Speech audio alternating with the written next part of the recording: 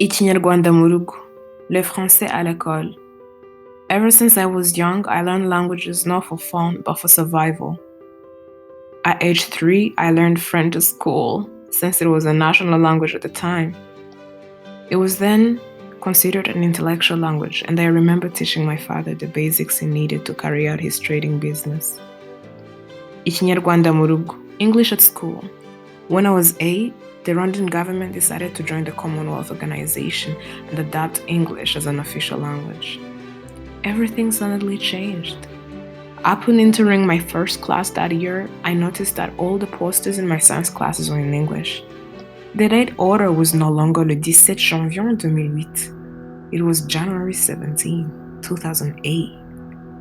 My teachers suddenly didn't roll their R's anymore. All my math and science classes were not in familiar French, but in English, a language I barely knew. I now had to learn a new language to fit in a new system in a very short time. My parents, having done their school years and work in French, had no time to learn a new language.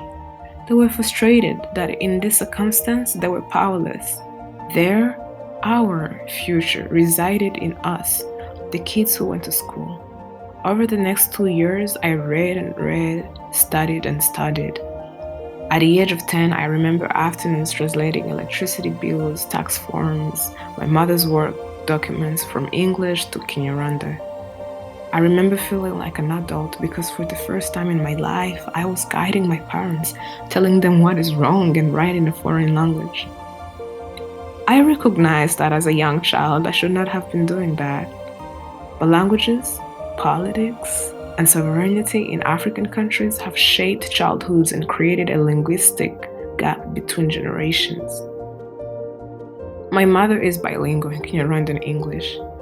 Baba yangu huzungumza Kiswahili na Kiingereza.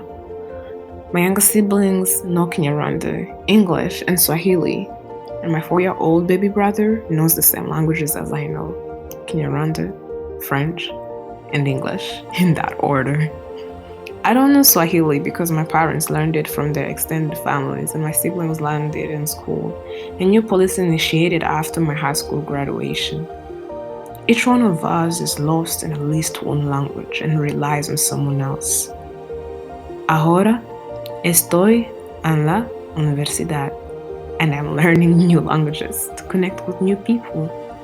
But I recognize that languages are not always about connection. They're not always romantic. They can be violent, discriminatory, and assimilative. People are denied various opportunities from education to jobs just because they're not fluent in a dominant language.